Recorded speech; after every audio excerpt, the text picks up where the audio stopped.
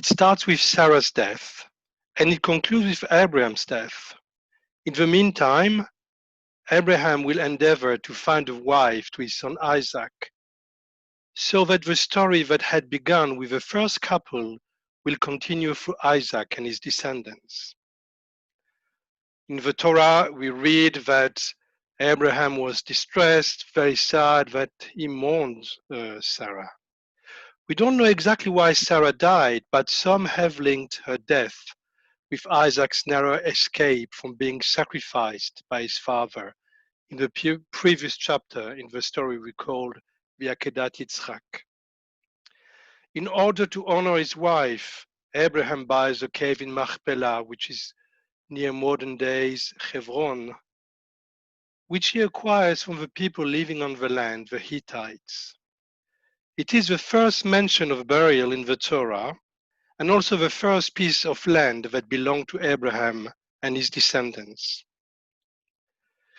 This Torah portion is rather sad, but at the same time, it tells the story of life and death, end and beginning, and also the reassurance that the story is not over, that after each low point there is renewal.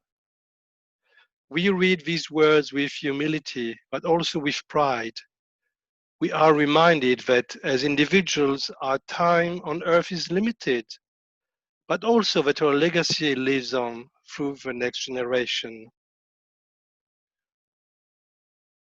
On Monday evening, Rosie Whitehouse presented to us her book, The People on the Beach, which tells the story of Shoah survivors waiting on an Italian beach to board in secret a boat to go to Palestine.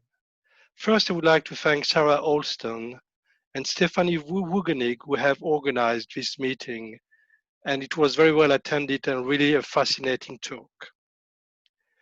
I think we cannot even start to imagine how the generation of the Holocaust has suffered, and yet here we are, some 8 years later, very much alive and thriving. The post-war generation had a hard task to survive, not only physically, but also spiritually. For that, these people who lived during these terrible years deserve our respect. And you know that November is a time of commemoration. On Monday evening, we remembered the Kristallnacht in Germany, the first pogrom of modern times against our people in Germany, a prelude to the Shoah. And also year after year, people gather near the cenotaph in London to remember those who lost their lives in the world wars of the last century, so that we can live in a free world. The sacrifices and sufferings of yesterday enable us to live the lives we enjoy today. And in the middle of a second lockdown, we should remember that previous generations have suffered from this universal cycle of life and death, of joy and pain. We cannot have one without the other. And in recent months, we have been reminded of the uncertainties and impermanence of life.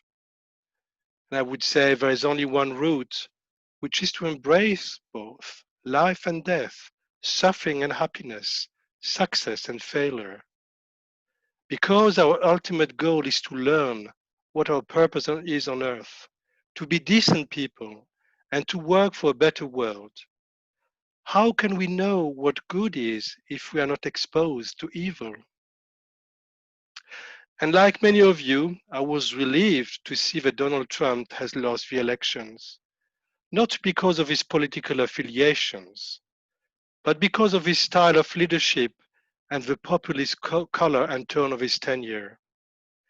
He was a president who didn't hesitate to lie, to twist reality, to be openly racist, to pervert the course of justice, and whose idea of truth was variable to say the least. He and his followers have created an alternate reality where words coming out of his mouth became true by themselves without any ground in the real world. He was divisive, impulsive, and certainly not a statesman. There is one word that describes his nature: populist. A populist leader plays on people's fears and emotions. He offers simple solutions to very complex problems. He designates a common enemy that usually hides his own misconduct. And when he loses, he's not ready to concede victory to his opponent. Maybe we are now seeing the dawn of a new political landscape, more progressive, honest, and trustworthy. Maybe decency has come back into politics, and all his allies around the world will face the same destiny. I say maybe because the truth is, over 70 million people voted for him. He might be gone, but his ideas are still alive. As progressive Jews, our ideal world is a place where diversity is valued and not seen as a threat, where the given word is respected and not to be twisted or disregarded, where facts precede fantasies, and where dialogue is always preferred to conflict. We hope and pray that our world will head again towards more decency. And now some house news. On Friday evening, Sandra Weber will lead you into Shabbat at 7:30. And on Shabbat morning, Rabbi Janet and Vince will celebrate Shabbat from our synagogue. So we live through trying times, and sometimes we feel dispirited.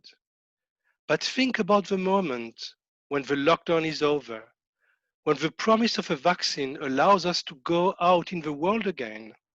It is not today, but certainly tomorrow. And believe me, we will appreciate this new freedom. So in the meantime, look after yourself, reach out to those who are isolated. Just a phone call or a nice word will suffice. And be kind to yourself and to each other. Ken Yiratzon, Shavua Tov.